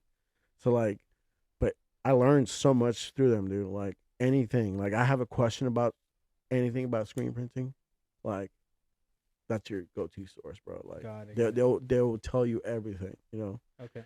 And they're pretty dope people, Dope. people. And that's why I had my first when I told you, bro. Like when I went, the guy never told me like, hey, bro, we're gonna do like a video, and I had cameras all fucking here, and I'm like super shy. It's hella funny, dude, because when I watch this like video on YouTube, right, I laugh, bro. I'm like, damn, I look really dumb. Wait, the one with Norco? Yeah, I seen that. I bro. thought I that was don't. I think. I think I seen it too. You do look a little bit nervous. Serious, bro. It's not Yeah. like here, bro. We're just it's Yeah. like so getting that camera shy. I think it was one of my goals like last year, bro. Where I was like, all right, I gotta get comfortable behind a Yeah. camera, and I think it's important, bro. I think people that master that and you just become it's a natural thing, bro. Yeah. Yeah. Well, it's important when you're trying to communicate the message, right? Like it's like if you can communicate it naturally and like being able to like deliver it, then that's valuable. You know what I mean? Yeah. You know, instead of you're all shy and shit. Like Yeah, dude, that's how I was, bro. And I'm like, we're there with it was Matt and Steven, who's the owner, one of the owners from NorCal, and he's like making coffee and stuff, and I can see it, bro. Like when I watch the video, and I can feel it, right? Like my face starts getting super red, and like I start feeling like little, tingles and shit. And I'm like, I don't want to talk, and like it's like when I watch that episode, bro, and I'm like, damn. I wish I can redo that again, bro. You know, You should make another one with them. I think we will. Yeah. I think we're really, really good friends now after like the whole experience. Yeah. Like we communicate all the time. He's always checking up on me. He's always like, dude, you're actually kicking ass." You know what I mean? So yeah, it would be cool to kind of like re-record it now. Yeah, of course. Yeah. You're more experienced Yeah. now. You're not camera shy. Nothing. Yeah. Yeah, it'll be a different story. Whole Yeah. vibe. Whole different, vibe. different Digner and shit. Yeah. Yeah. But yeah, man, it's just being a bit like I said, being a business owner it's a tough thing, man. Yeah. It's a lot of responsibilities. A Yeah. lot of responsibilities. I mean, bro, like just doing that, like we have been talking about this a lot, but it's like wearing the different hats, even just running a business, like you have to full on like start, sell, present, like bro. So then like add social media to add making your website. You know what I mean? Yeah. Add fucking marketing, like bro. That's a whole bro. It's Yeah. you kind of have to wear so many hats, but it's like if you just decide. I feel like the hard part is deciding that you're gonna be a screen printer. Yeah. You know, deciding that you're gonna sell candles. You know what I mean? Deciding that you're only gonna do websites. You know what I mean? That you're gonna Yep. do video, bro. That's like the hard part. You know what I mean? Because everything else, you kind of you still have to wear all those hats. Like like it's like you're making this podcast right now, bro. Like it's still like you have to go and edit them. Like there's a process behind Yeah. everything. Yeah. You know what I mean? You still have to figure out how to edit. You know what I mean? Just not just throwing up a podcast. You know what I mean? And when people see like, hey, bro, like look at your shirt. That shirt didn't just come out. Like you know what I mean? That's why I respect, bro. I respect anybody who makes anything. Like I don't care what you make, bro. Like this guy making some shirts, like bro, he's talking about whatever the emulsion, and I was like, bro, you speaking Chinese to me right now, bro. But bro, I love it because he had to learn it. You know what I mean? Like that, I could talk about like website HTML, and then he's gonna look at me like, bro, you crazy. You know what I mean? And bro, like you making the candles, like bro, like I know there's a process behind it, bro, and I respect every single process, bro. Like I can't make a candle, I can't print a shirt, bro. Like you know what I mean? But I could make a website. There you go. You know what I mean? Yeah. So it's like, Yeah. you know, it's just I love it. It's all a process, and I just respect people that create, and I enjoy watching people create. That's why I kind of like watching videos. Like I feel like when I'm doing a video, like when I make a video for somebody, it's like, dude, I'm capturing their progress, like their process. yeah. You know what I mean? and that's why I enjoy working with this guy because it's like I respect Yeah. whatever he's doing. I don't know what the hell he's doing. It just looks cool, you know. Yeah. Dude, yeah. I mean, I even question myself, like, yo, like, damn, you're a genius. Like, you're actually doing it. Because my whole thought too, bro, like, honestly, like I said, I respect crafters, people that craft stuff, make stuff. Because like when I first went into a screen printing shop, it's like I was like, oh damn, all right, like there's actually a process to it, like Yeah. and like in my head, I was like, oh yeah, this guy just puts the shirt there and you make it. No, dude, there's actually steps to it. Or like hats, for example, dude, like being in the embroidery business overall, dude, it's taught me to be so patient with myself. It's like when I first started, dude, embroidering stuff, it's like needle breakage, thread breakage. Like I was like, wait, is this part of like the whole thing? And it is, bro. I always thought it was just like you load the freaking shirt or the hat and the machine does it, like you're not gonna have no needle breaks, you're not gonna have no thread breaks, you're not gonna have no bobbin, all this stuff. It's like, and then you gotta start learning all that shit. So it's like you build your patience, you know what I mean? So it's like I have to have a lot of patience, bro. Sometimes I lose him, but I feel like No, bro, yeah, patience, bro. it's a Yeah. whole process, bro. Yeah. Like even like when I work on a website, bro, that shit could break or like not work or something not look right because I added like a letter that's Yeah. not supposed to be there or like a And period you're or like, something like that. And it's the same thing with the needle, like you know what I mean. And even like, bro, here we got here, like, and we're like, we start setting up the camera, like. The cameras weren't there. Like the Yeah. microphone wasn't Yeah, here. Like you had to place that thing right Yeah. here, Yeah. bro. You Yeah, know what yeah. I mean? Plug it into the mixers and stuff. Yeah. So it's like boom. yes, A lot of sir. people want to start a podcast, but a lot of people haven't because you gotta do everything. You know what I Right, mean? right, yeah. So It's like Yeah. anything. It's like, yeah, me printing shirts, bro. Like, we'll go back to it again. Like it was it was just mainly screen printing, right? But then, dude, like I started like getting people like, hey, like, do you make hats? Like oh shit, now I gotta learn.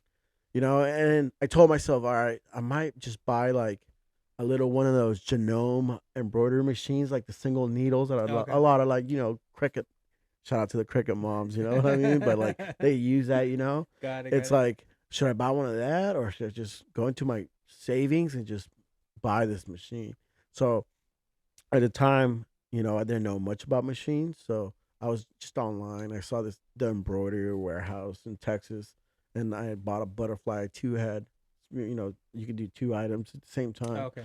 So I bought it, dude. But when I remember when I got that thing delivered, dude, it's just like, all right, yeah, just load the hat and it'll go. Nah, bullshit. Mm-mm. Bro, you actually have to take your time and you got to know like the machine, Yeah. And then now I have like two big ass machines. It's like, all right, but it takes more responsibility now, like just, dude, literally yesterday, I had to do like a project for a client and I was like on there's delays with shipping and everything, so you got to explain to your clients like, hey, like I'm sorry, like, it's totally out of my hand, but I wanted to be nice. So obviously, you want to be responsible. And I was like, well, I'm going to embroider her jackets. At least that's what I can do.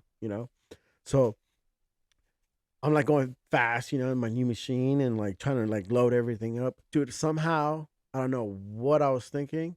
Like I forgot to take the hat hoop off and I went on my screen and I pressed quick 15 frame, which basically the machine will align itself to like the center of the frame. But the hat thing was still, the motor and everything was still there, dude. It starts pushing, right? And I see it come out and I'm like, oh yeah, I'm gonna save it. I'm gonna say, dude, it like broke 9 needles and it bent my shaft Oh shit. on my new machine, bro. It bent my shaft, and then luckily, I'm one of those that likes to go around my tack when he comes, into town because he comes from Anaheim. So it's like, damn, like it's expensive to come out here, right? So like every time he's working on my machine, like I'm like literally watching everything, bro. So you gotta familiarize yourself with the machine. Yeah. So like I already, and he was like, I was pissed off, but at the same time, I was like, that's what I get for not paying attention, Yeah. before I started hitting these buttons. Yeah. I should have took that hat hoop off none of this would have happened. But then at the same time, dude, yesterday I learned how to put my springs back. You know, so I learned something. It was like Yeah. it came to my advantage. Yeah. Because I was trying to figure out, dude, like the shaft was down, which is the shaft is where that needle goes down. I was like, dude, why is there like a gap between it? So I guess by the time when the hat frame was like pushing out, like the shaft got stuck, so it bent it, so that it never went back up. Oh, okay. So I had to like change the whole thing. It took me like, dude, I literally 45 minutes to change it. So when that happens, do you have like spare parts? Is that something that you could Yes. fix? Yeah, so we get spare parts. So obviously, it's always like being in the embroidery business, you gotta have spare parts because those machines are so delicate, like especially like needles, like the needle guards, the swappers, which is what cuts like your thread, um, the rods, like I said, the springs. So all that stuff you gotta have extra because it's gonna happen. Yeah. It's meant to happen. Mhm. Like at first show when I started this business, I was like, oh hell no. What am I gonna do, bro? Like, you know? And I'll make phone calls, right? And then these people will be talking to me like I knew what I was doing. It's like, no, I don't know what to do. Yeah. So like that butterfly machine that I have in my shop right now, which is my first machine, like I literally, bro, told myself I'm gonna take this thing apart and I'm gonna put it back together so I can learn the machine Okay. because I don't have like the time to like call a tech like, hey, like let's get on the phone and let's fix it together. You know what I mean? It's like Yeah. it's hard. So it's like I had to break the machine down and like put it back together, and I learned it. So now when something goes wrong, I know it. Yeah. You're used to the machine. And it's the same thing with my new ones. Like that's I follow my tech around, so I've learned the machine itself. Is the tech like okay? You following him around? Because some people are like, no, like just let Yes, me work. they actually recommend that Okay. for Cool. you to be Good. there when they're there Good. Yeah. because they don't have all that time to keep flying back and forth or Yeah. driving. You know what I mean? So it's like they want you to learn. And dude, and like I think I told you, it's like I think when I retire, bro, I actually want to be a tech. Like that's my whole intention. It's like become a embroidery tech because in the North Bay, South Bay, like all those guys come from LA. There's no tech out here. I mean, there used to be a guy in Sacramento, but I think he passed away. Oh shit. So it's like, all right, tech digs up in this. Somebody's gotta do it, bro. Yeah, and it's important, Yeah. You save yourself money, and it's important for you to know your equipment. You know what I mean? True. It's like when you go and pump concrete, you gotta know the pump. Like, what Yeah. happens if like the rock gets stuck at the reducer, bro? Like, you gotta know what to do. You know what I mean? Yeah. Yeah. Of course. Yeah. Yeah. So it's those things. So thinking outside the box is very important, bro. Yeah. Yep. When with the embroidery, it's hard for me to say that word. Do you have to change so different colors? How do you do that? Like, does the machine do that, or do you have to change each color manually? So I have I have one machine. It's a dual function, and the other one is a six standard head, what they call it, and each head has 15 needles, so that's 15 colors in each head. So you That normally want are they to, already like preset for you to like? so they're presetted already. But the thing is, like when you're doing your artwork, which is your digitizing, you have to program your file to like stitch number one. It's gonna be color red, so you name your colors. Color, needle or step two is gonna be yellow, so you number that yellow. You know what I mean? And then when you're gonna do a job, you have to go through your machine and make sure that every needle that you have appointed on that program, it's appointed, Matches to it matches okay, it. got it. And then the machine automatically does it. Got it. Okay. It's not like you have to like, you know, the ones that you have to do that are like the single needle ones. Like you have to stop the machine, boom, change the color, rethread it. Dude, can you imagine how much time? Like I respect that, dude. Like people that have those single needles, Yeah. it's like, yo, like, damn. You Damn. did a 6 color, embroidery job on a single needle, bro. Like, Damn. that's crazy. That's crazy. Try When to my try to back up every time. That'd be crazy. dude, yeah, like you gotta back it up, like so, like I have a total of, including the 2 heads that I have at the shop, total of 14 heads right now. And I started with, the 2. But then I was like, dude, I gotta, like, if I'm gonna be pumping, I gotta invest. But I think the upside with that, you had the clientele, asking for that Yeah, service already. So right. that was like, Because yeah, they were asking for it, and I was yeah, like, well, now I gotta implement. It. yeah, I gotta add it on. It's like he said, like Jose was saying, like, how am I gonna, what other service thing am I gonna provide now? Like yeah. I started doing embroidery. Then I started doing custom labeling on like sweaters for clothing brands. You know what I mean? Like custom hat design, like we did for Authenix here. We fully What is went that? on Authenix, the barbershop in Petaluma.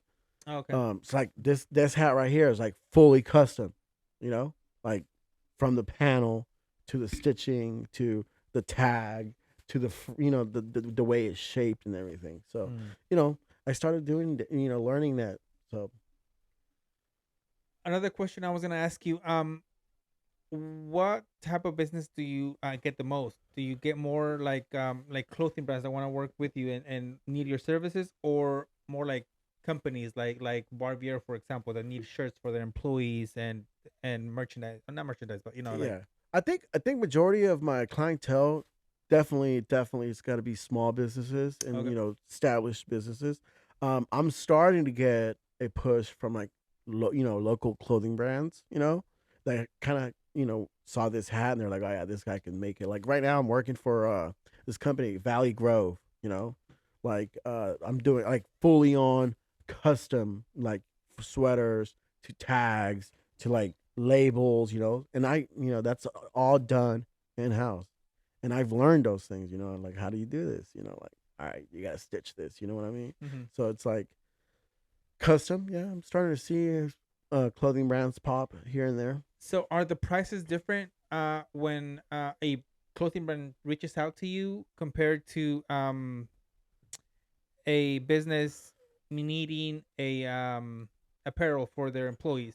No, I would say it sticks the same. I have a program manager. Printavo is what I use, and kind of gives you like a matrices of, like all right, you're gonna do screen printing. You kind of just input it 2 color, 3 location, and Mm. the program will kind of generate the pricing. So Okay. everything's kind of like for example, like I need to add a tag. I just go to my tag matrices and say, hey, 100 garments. We're adding a 1 by 1 tag sewed on, and they'll just generate the price. Okay. So I mean, I keep it very standard.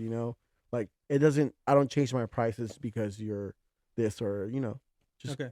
I Yeah, I think was it's just easier. thinking in the way of wholesaling, and because their clothing brands are gonna Yeah. resell, so I was Right. just, yeah, Well, you want to keep it kind of standard and yeah, make your life easier because when you start like changing numbers around, that's when you start getting lost. yeah. You know. True, So makes it's sense. better for you to like just have one established price and say, hey, just go on the computer, and it's easier too, dude. Like it saves my life when I'm quoting people. Like I just go on my program. I don't quote each client different. I just go on my program. Each client, if you're buying a Gildan sweater, that same client is gonna pay the same price for that Gildan. You know what I mean? Okay. The only thing that changes is if you're doing single color, 4 color, 6 color, CMYK. So that's what changes. You know what I mean? Mm, Yeah. okay. And how did you come up with your pricing? Did you like have to like go around and see what other competitors price, or you just said, okay, this is the quality I present to you, the price that I sell it for, and if you like it, fine. If Dude, not, I'll be honest. My pricing came from working from uncle. I was the guy who was in charge of going to getting apparel made for the client, for our workers. So I kind of knew the price already.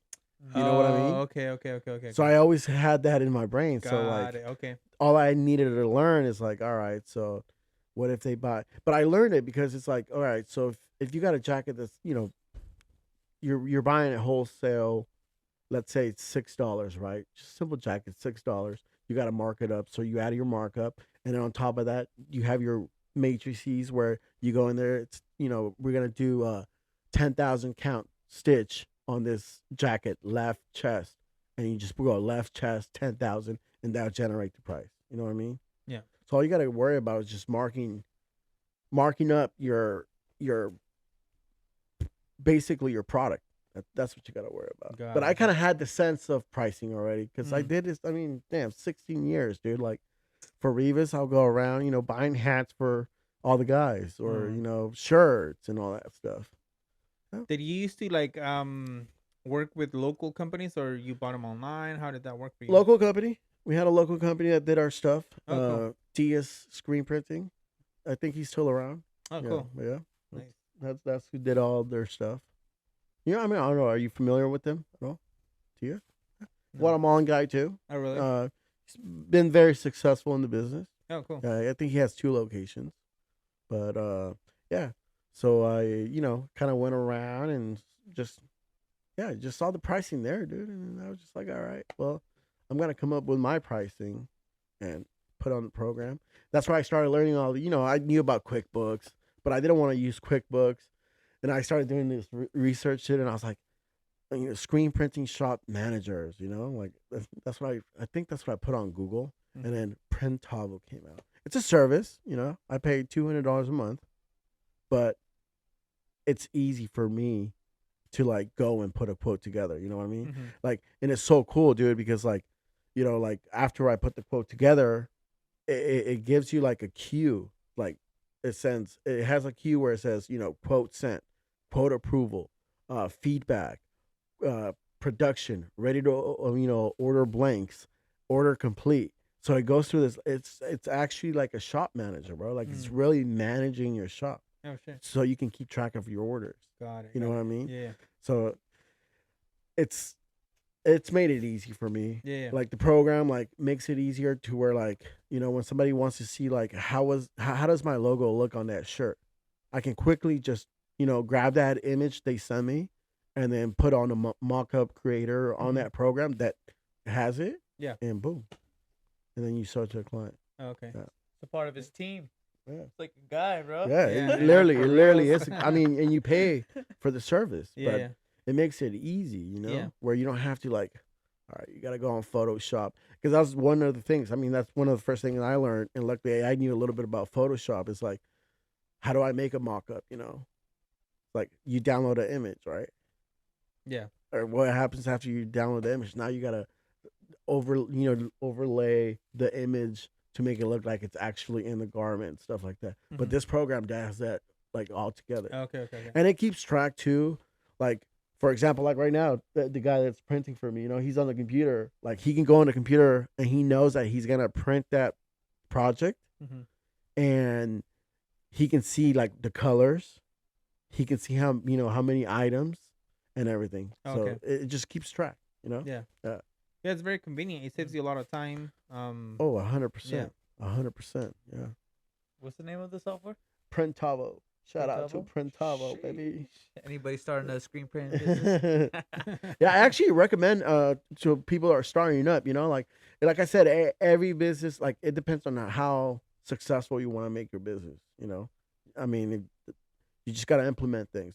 Yeah. I wanted my life to be easier, so it's like it's an extra expense, that I have to use.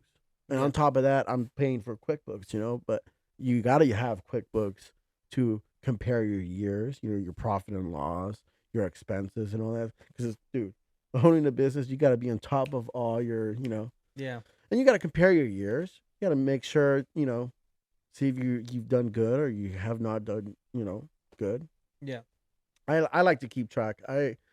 My brother helps me with that all the time. It's like my goal is to be better every year. Yeah, of course. That's the whole point of Yeah. or goal of a And, business. and like for instance, where I get all my blanks, I have a sales rep who's in charge of my account. Like I call him at the end of the month. Every month I call him, hey, where are my sales at? Like, am I doing good? Am I doing bad? But I also gotta feel it. Like I gotta feel for my shop. Like I know the shop. Like if I see a lot of boxes coming in, it's like, all right, I'm pumping. You know what I mean? Yeah. If I don't see a lot of boxes, or if I don't see my UPS guy, it's like, all right, something's going on. You know what I Okay. mean? Yeah. So it's pretty cool. Yeah. So when a clothing brand reaches out to you, uh, could they bring their own apparel or garment, or is that a no for you? I do allow that, but there's, what would you say, some limitations to all that. Because what happens is, we're, like I said, we're all humans, and we make mistakes. Yeah. Like, let's say, like, you bring me a garment that I can't get my hands on. What am I gonna do to turn that garment into you? You know what I mean? Mm-hmm. So that now I have to buy that out of pocket. You know what I'm saying? So I do let them. To answer your question, I do let them bring their stuff in. It has to be a minimum of 24 items. If you're gonna bring me 12, I'm not gonna take it. You know what I mean? So it's 24 items, and just know that if for some reason, like, a hat gets screwed up, like, let's say you're bringing me hats that get screwed up, like, I'm not replacing it. You know what I mean? Unless I can get my hands on it, then yes. But if I can't, then I can't do it. Okay. You know what I mean? Yeah. So I before they bring it in, I tell them that that this is what can happen or might not happen, and everything's gonna be good. You know what I mean? Yeah. Yeah. Okay. And when you're doing hats, or just anything in particular, how do you I guess your lead time, how does that work for you? Like, do you have a certain lead time that you what's it called? That I work under. Like, Yeah. yeah. Yeah. Usually my turnaround time right now, like, if you brought a project in today, it's about 2.5 weeks. Does that change according to the season? Like, let's say summer compared Yes. to the holidays, for example. Like, my busiest times are starting September. I feel like September into November. Okay. That's when I get really busy. Yeah, that changes. So that would bump up to like almost 3.5 weeks. Oh damn. Yeah. Okay. And then I'm very honest with my clients, dude. Like, I tell them, like, I like to take my time on your project. Like, if you want something rush, like, I don't think it's gonna work out. You know what I mean? Yeah. Because that's another thing too, dude. Like, I don't, I'm not a screen printing shop that you can come pay me $200 and I'm gonna put you in front of the line. I can't do that, because guess what? Then the next client's gonna want that, and then you're gonna start pushing these people back again, and it's just like a full on circle, dude. Like, Yeah. it doesn't stop. So Yeah. it's better to just work per schedule, per that program. Your shop manager, per project, and just next project, next project, next project. Yeah. Because Makes sense. I feel like when you start bouncing around projects, It gets you messy, I think. yeah, Yeah. you lose track. Well, see, that's why I actually asked him when I was recording them the other day. I'm like, hey, bro, like, cause this happens to me, like, you know what I mean. And so I'm like, hey, bro, like, do you finish this one project first, or do you like start this and then you work on this and then you work on another one? And he's like, no, I just focus on one, and then lead to the following. And sometimes, bro, sometimes I have like a video here, and then I got a website here, and then I got another like Shopify that they want some changes, and I'm like, oh, I'm gonna spend 15 minutes here, 15 minutes there, and then I'm like, oh shit, like now I'm like behind. You know what I Yeah. mean? And it's stressful. I think you have like multiple things working at a time, and you never finish because Yeah. you don't Exactly. and focus. You're not on one at a focused on time. that Yeah. one project. Yeah. And that's the thing with me. Like, the reason why I've done it where I'm like bouncing when I first started is where I was bouncing around projects, and the reason why I focus on one is because, like, let's say, like, I start working on Matthew's sweaters, right? And, like, then I want to jump into Tom's freaking hats. Well, guess what? Now that I was working on Tom's hats, like, I screwed up a needle breakage, thread breakage. Now I'm focused on that, and I'm not focused on Matthew's stuff. You know what I mean? Yeah. So you start losing track, And then delaying. delaying yeah. everything. Yeah, Yep, yeah, okay. So I think it's very important to kind of like be organized and just work per project. Okay. Yeah. Makes sense. And just be honest with your clients. Like, tell them, hey, this is what's going on. Like, I can't rush your stuff. Yeah. So as projects come in, you work as they come in, or you let's say you have a big project working on, or that you're about to work on, but there's a small order right before that or after that. Do you say, okay, let me work on the small order first? Kind of like set up your day or your week. Right. My deadlines. That's why I always ask a client, like, when is your deadline? And that's the thing with this project.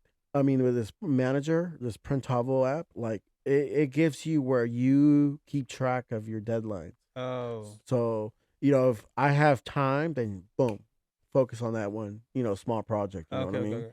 Okay. If I don't have time, then, dude, I gotta grind out this, project. Like, dude, Marin Sanitary last year, dude. Like that was a big project, and I mean, I was hands on that project day and night for almost 3 weeks, day and night. Yeah. All their hats, all their jackets. You Why? know, Because it was a big project, it or was a big order. Yeah, yeah. I mean, think about Marin Sanitary. They have what, like 400 employees. It's like I pumped out shit. I kid you not, probably like 800 hats. damn, Uh, that's a lot of hats. And that was before the big. That and was before the big machines, yeah, bro.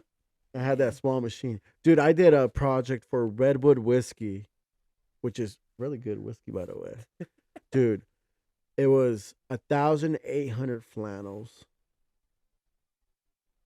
In my garage 1,800. flannels.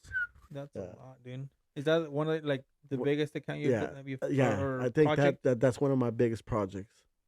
I mean, I pumped quite a few out of that little single press. I mean, that press I have. I get myself. I mean, I feel like sometimes I get myself into like trouble too because it's Damn. like, yeah, let's go, you know, because I always want to like experiment, you know, like how long is it gonna take me to do, you know, five, let's say for example, like 100 6-color shirts, you know what I mean? So it's like Wow, you it's always want to crazy. learn, Yeah. but the flannels was that one was crazy. That one was crazy. How did you meet your deadline or? Yeah. Yeah. I was 3 days ahead. Okay. The Good. one that I kind of didn't meet my deadline was Marine Sanitary, because I mean that one, dude, I was just burnt, and I was getting ready to go on vacation too, bro. So it's like everything kind of said, like everything just kind of crumbled up, bro. You know, it's like, oh, I'm sure damn. that vacation felt Yeah. awesome. It was great, dude. It was amazing. Yeah. Wait, you finished it before your vacation, though, right? Yeah. Okay. Yeah. I finished it If after. not, that bro. would have been a worse vacation. Yeah, ever. exactly. Ever, you know what I mean? Yeah, Digner, yeah. where my hats at? Where my shirts Yeah. at? Sipping margarita. I can't. Yeah, I talk can't. right I can't right now. Yeah, but I always have my phone with me. Okay. I think that's one of the things with me is like being very, responsive. Like Yeah. I don't care where I'm at, my phone's gonna go with me. Like it's business at the end of the day, bro. Exactly. Yeah. You know. Yeah, and it's your own business, so Yeah. with much more reason, you should have your phone with you at all Right. times. You know, it's a sale that you might miss or whatever. You know. Yeah. Yep. Yep. Have you do you make more than 6 figures? If you don't mind me asking. Yeah. Yeah. Yeah. Yeah. That's awesome, dude. But dude, I don't even see that though. Hmm. You know, me and Nelson joke around. It's like, where the fuck is this? Where's this money at? Yeah. You know, like my first actual year, dude. Like I was at 250,000 that year that I brought in, and I was like, where is the fuck money?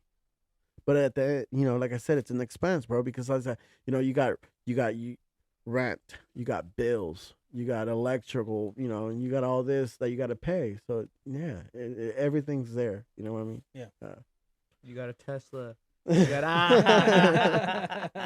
yeah. So it's like it just you never see the money, dude. Yeah. That's why I always people that think like, oh yeah, this guy has he has a business that's booming, Yeah. dude.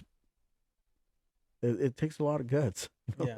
No, but aside from that, like there's a quote that I read it, and actually I was listening to something, and it said like successful people, right? They're not people.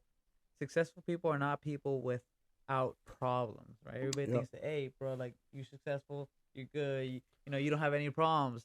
But no, successful people are people that solve those, solve problems. You know what I Yeah. mean? Like a problem is like, how am I gonna get the logo on a shirt? You know what I Yeah. mean? Or now that you're working on the shirt, like the needle broke. That's a Yeah. problem. Like that's a problem. It's all a problem. You know what I mean? When you go into Yeah. a restaurant, it's like I come in with a problem. Like I'm hungry, bro. That's my problem. Yeah. Yeah. They ain't gonna solve it for me. They're gonna fix me up some damn pizza or burritos, tacos. Yeah. You know what I mean? Yeah. Like it's just like that business owner. Even though the business owner is not there directly, they solving problems because they're running that operation. Right. You know what I Exactly. mean? Yeah. Yeah. Yeah. And It's like plus, somebody might call out.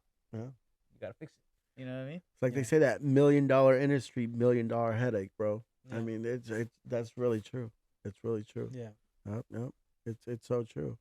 It's like the more like stuff you implement in the business, it's like the more responsibility, like we're talking about that embroidery machine, It's like I wanted to get an extra one, right? Just to speed up my production. But it's another headache. It's good. It's a good headache, but Mhm. it's another headache. Now I gotta worry about if one day it breaks. Like, yo, I gotta fix it. You know what I mean? Yeah, so How expensive are those machines? Are they like pretty pretty expensive. expensive? Oh yeah. And you bought them like new or So my dual function, I was very lucky. It's so funny. My friend Navoa, who's a peace officer, anyhow, we were talking and he said, "Hey, dude, I know someone that's selling an embroidery machine." And I said, "Really? Like, for real? Nah, like for real, dude. Like, he's like, yeah." I was like, "All right, give me his number." So he gave me the dude's number, and I called him, and this dude was in Vallejo, and he's like, "Hey, man, I got this embroidery machine that I hardly use," and then I said, "Well, how much do you want for it?" He's like, "No, well, you give me an offer." And I said, "Well, dude, honestly, like, dude, like, you're selling it, so you tell me what you want." It's like $10,000, dude, and I was like, $10,000. It's like I was like, "What model is it?" And like he gave me like the model number and everything. And then at the time, like I was doing, kind of getting familiarized with like embroidery machines and everything. I looked it up, dude. The second I saw SWF, I was like, I'm going for this shit, dude. Like if you're in the embroidery business, it's like if you have a SWF and not to, yeah, Tajima, like it's like a Ferrari and a freaking Lamborghini, bro. Like it's quality, you know what I mean? So it's like he's like SWF was Korean. And I was like, oh yeah, let's go. So I went to picked it up at a freaking storage place, bro. They had it just abandoned, bro. Collecting dust. Just collecting dust, bro. JC Towing actually came out with me to pick it up from Vallejo. I brought it home, bro. And like for $10,000. Dude, I had everything. Bills and wells, like everything, just motors. was that a good price or was that about the right Bro, I price? got that for free. Really? Well, how much? Bro, How much is the POS on it when I called Mesa, $98,000, bro. $98,000 Damn. for 10. Wow. I mean, I put some money into it. Like I said, it sat for almost 2 years. Yeah, I was gonna ask you, did you try it before you bought it? No, or? dude, I just picked that thing up, bro. Like there was no power source. I risked it. So when I brought it home, like the machine will turn on, but it won't. The X and the Y's will not work. So the X and the Y's basically, forward, backward, side to side. It wasn't working, and it'll make some weird noise. And then I started learning about like the cards and everything, like the S cards, the memory cards, and all that stuff. So that's when I became friends with like the techs, and like they're like, oh yeah, you need to buy this, you need to buy that. Okay, we need to come out. We need to fix it. So to get it up and running, I had to spend like another $3,000, so 13,000. And like 2 days ago, it went down on me again. And then it's like, like what do I do now? Yeah. So the tech, I'm supposed to get on a phone call with a tech like around 8 to try to like troubleshoot it and see if we can like fix it. Because bro, all of a sudden like the machine like turn it on and then like error 50204 205 something like that. And I'm like, oh fuck. Like I just put some money in this machine and I mean those are the problems, right? Yeah. So it's like, all right, now what do I do? Luckily I have the other sucker, right? Yeah. Or else I'm down, bro. Like nobody's getting their orders. Yeah. And then to get on the phone and tell people like, hey, my machines are down. Some people take it as like, fine, I understand. But some people, they want their stuff. Yeah. yeah, Yeah. yeah. So when your machines go down and you contact tech support, how long usually do they respond, or how fast are they to like help you out? They're very fast. Cause I think like, I built a relationship with them, but they're pretty fast. But they come out here and they Yeah. do Oh what yeah. they do, right? I mean, it's not, money talks at the end of the day, man. If you got But the you money, gotta pay for their flight and stuff. Right? oh, their flight and their stay. Damn. Yeah. You fly them out on a private jet. Yeah, yeah, Petaluma. right. Yeah, and then some techs don't like to fly, so they drive, so they charge their mileage. So it gets pretty pricey. Yeah. It hurts Yeah, when that's my crazy. machines break down. It hurts, and it's so funny because my parents like kind of know like, yeah, this dude's machine broke down. It's he's not too happy. He's not a happy guy. Because Oh, it's damn. like, all right, what if you had imagine having a big order like the one for like the Marin Sanitary and your machines go down? Like, yo, what do you do in this case? Yeah. Luckily, like now I got people that I can source it out to. But before it's like I didn't know, you know? So it's crazy. Yeah, that's it's, crazy. it's Yeah. it's a crazy game. Yeah. And the guy that the embroidery business that's like close to you, is it pretty competitive or it's I can say he's competitive, you know. He has people that go in and out. mm, I mean, he's what I know, or he's been around for a long time, so he's worked at a lot of screen printing shops in town. mm, So that's how people know him. But like I said, bro, it's like I never pay attention to like competitors. yeah, Like I've had people that come in and like they see like the nature of my business, right, and then I see them and they start doing embroidery, they start doing t-shirt, vinyl. It's like I congratulate those people. yeah, It's like you have to, bro. It's like you can't hate on them, or you can't. It's like don't focus on your competition. yeah, We all have our little like I guess mafia, I guess, or people. yeah, You yeah. know? Yeah, I mean, you'll build your own yeah, clientele according to yeah. your work ethic and your quality and all that stuff. Right, Yeah, yeah, right, right. And not every business is different. Like I'm focused on companies. You know what I mean? Like there's people out there that are crafters, right? They're focused more on crafting stuff.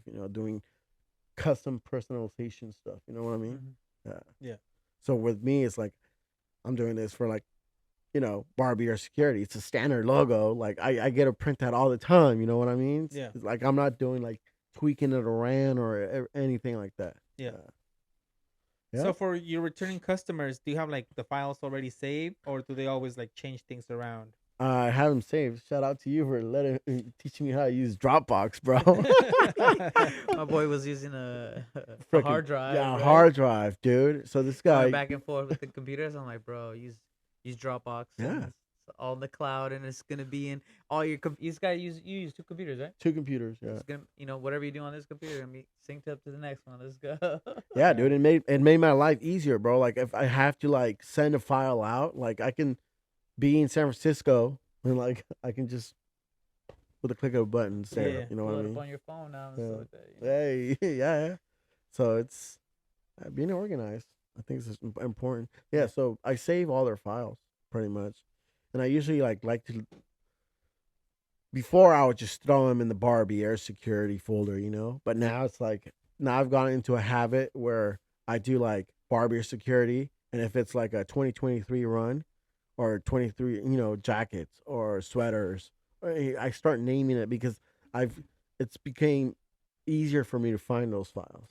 Where if I just went Barbie Air, like dude, files are gonna come out like crazy. You know what I mean? yeah, Which one is it? You don't yeah, know. So being organized is important. yeah. Uh, I used to do that with the clothing brand. I would just name like a generic name or whatever, and then going back and trying to find what I needed was a pain in the ass. yeah, dude. So It's I do the same thing now with the hard drive. Everything is like labeled properly, so it's easier to like search it and find it. Yeah, right, right. yeah. Yep. Jose, I was gonna ask you about the you were talking about coding and then how sometimes if you accidentally add a letter or whatever on the code, how do you find that? Like, is it easy to pinpoint the error or Well, no, it's kind of like a needle, bro. It's like they would call it a bug. Officially, it's like a bug. Like if you have something like wrong, right? Like a period or maybe in a parentheses that you added on accident.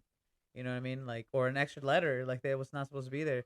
So you kind of just like run through it. There's like little breakpoints that they call them that you can set up to see at what point where you was the computer, or the software or the browser running the code, and boom, where did it stop? So then you can see, okay, it's line oh, 22. So you go Got it. back to the code and then you find it. So that would be like the way to do it. But sometimes it's not obvious, right? Because we're humans, right? The computer knows it's not gonna work because it just tells you what they're doing what you tell them to do, right? Yeah. The computer, right? The software, the code, and you might not see an A. You're like, oh my god, the code is on 22. Is telling me, but you're like, where the hell is it?